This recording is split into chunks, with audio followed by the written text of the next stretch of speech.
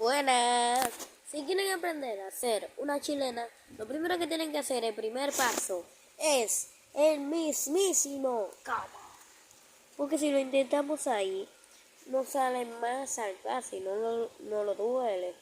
Si lo hacemos ahí, no nos va a doler nada. Porque así se puede practicar. Si no lo practicamos así, nos caemos como una yuca. No sé cómo Cristiano Ronaldo soporta esos golpes, pero no importa. Y así es como es que yo hago.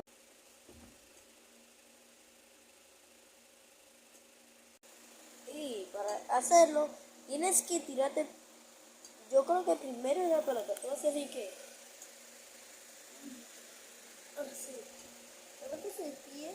Así.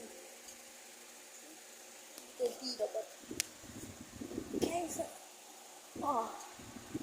Y así que se hace la chilena. Bye bye.